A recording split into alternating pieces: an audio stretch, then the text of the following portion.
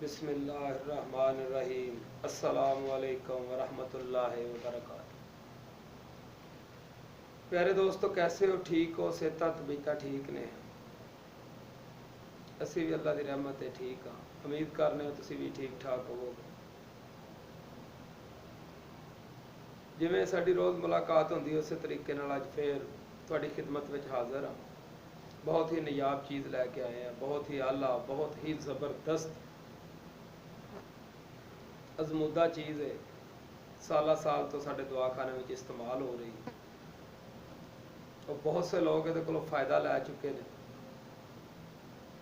और फ़ायदा लै रहे हैं।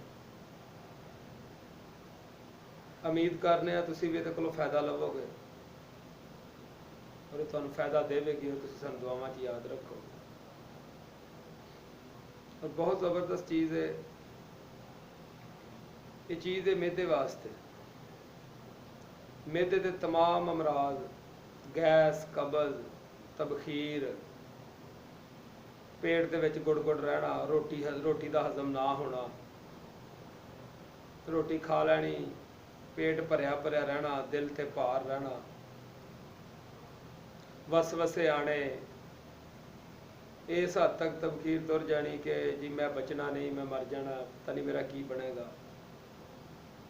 गुस्से का बहुत ज़्यादा आना, चिड़चिड़ापन या कलिया बह के रोण नूं दिल करना, बीबियां नूं अक्सर ये मर्ज लगती है। इन्हां चीज़ों वास्ते ये बहुत ज़बरदस्त चीज़ है, बहुत ही आला चीज़ है। अपनी सच्चाई है आप है, वो किसी तजर्बे की मुहताज नहीं, क्योंकि साल साल तो साढ़े तजर्बे अंदर है, तो साढ़े दवाखाने की जीनत है। तो बहुत ही ज़बरदस्त चीज़ है। बनाओ, इस्तेमाल करो।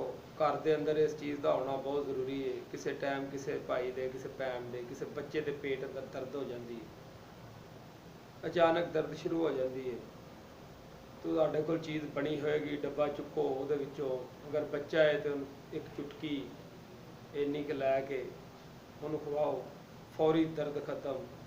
किसी वड्डे दे दर्द पेट च दर्द हो जाती है, वो अद्धा चम्मच लैके खा ले पानी नाल, और दर्द इंशाअल्लाह पेट की खत्म हो जाएगी। गैस बहुत ज़्यादा अफारा होया पेट का, एक चम्मच लवो, बिल्कुल अफारा खत्म।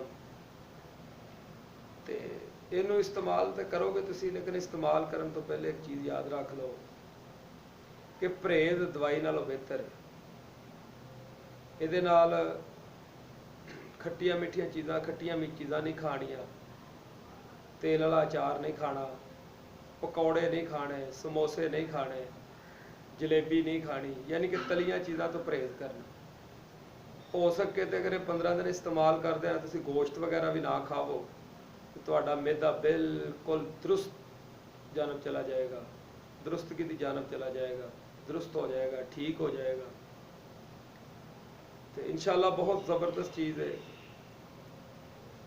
अपनी मिसाल है आप है, नुस्खा नोट कर लो, बनाओ और दुआवां च याद रखो। नुस्खा लिखो जी, फिल स्याह 1 तोला, फिल दराज 1 तोला, हल्दी गंढी 1 तोला, सुंड 1 तोला, मिठा सोडा 1 तोला, 7 पुदीना 3 माशा, 7 लीमू 1 तोला, इलाची सब्ज लैनी है तुसां 1 तोला, अजवैन देसी 1 तोला।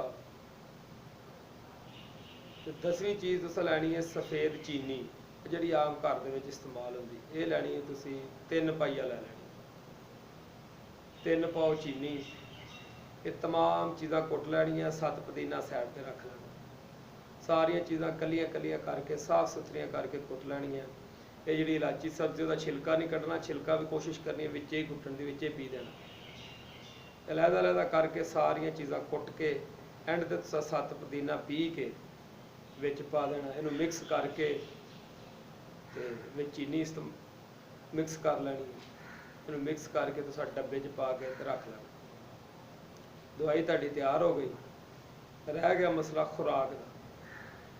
हूँ खुराक अगर तो छोटा बच्चा है तो वह चाय वाला चौथा हिस्सा चम्मच उन्होंने देना, अगर पेट वगैरह च दर्द है। जोड़े बालग ने ਉਹ 1 ਚਮਚ ਚਾਹ ਵਾਲਾ ਭਰ ਕੇ ਸੁਬਾਹ ਤੇ ਸ਼ਾਮ ਸਾਦਾ ਪਾਣੀ ਨਾਲ, ਅਗਰ ਮਿਹਦੇ ਦੀ ਜ਼ਿਆਦਾ ਪ੍ਰੋਬਲਮ ਹੈ ਤਾਂ 15 ਦਿਨ, ਜ਼ਿਆਦਾਤਰ 15 ਦਿਨ ਉਹਨੂੰ ਇਸਤੇਮਾਲ ਕਰਨਾ ਪਾਣੀ ਨਾਲ। ਇਹ ਅਗਰ ਕਬਜ਼ ਵਾਲਾ ਵੀ ਇਸਤੇਮਾਲ ਕਰੇਗਾ ਉਹ ਗਰਮ ਪਾਣੀ ਨਾਲ ਇਸਤੇਮਾਲ ਕਰੇ, ਅਗਰ ਗੈਸ ਵਗੈਰਾ ਵਾਲਾ ਇਸਤੇਮਾਲ ਕਰਦਾ ਤਾਂ ਤਾਜ਼ੇ ਪਾਣੀ ਨਾਲ ਇਸਤੇਮਾਲ ਕਰੇ। ਇਹ ਮੋਸ਼ਨ ਨਹੀਂ ਲਾਂਦੀ, ਬਿਲਕੁਲ ਅੱਛੇ ਤਰੀਕੇ ਨਾਲ ਤੁਹਾਡੀ ਕਬਜ਼ ਵੀ ਰਫਾ ਕਰੇਗੀ ਬਗੈਰ ਕਿਸੇ ਤਕਲੀਫ ਤੋਂ, ਤੇ ਮਿਹਦਾ ਵੀ ਤੁਹਾਡਾ ਬਿਲਕੁਲ ਦਰੁਸਤ ਹੋ ਜਾਏਗਾ, ਖਾਣਾ ਹਜ਼ਮ ਹੋਏਗਾ। ਔਰ ਜ਼ਬਰਦਸਤ ਚੀਜ਼ ਹੈ, ਇਹਨੂੰ ਬਣਾਓ, ਇਸਤੇਮਾਲ ਕਰੋ, ਦੁਆਵਾਂ ਯਾਦ ਰੱਖੋ। ਅੱਲਾ ਨਿਗहबान, इंशाअल्लाह बशर्ते ज़िंदगी फिर मिलेंगे।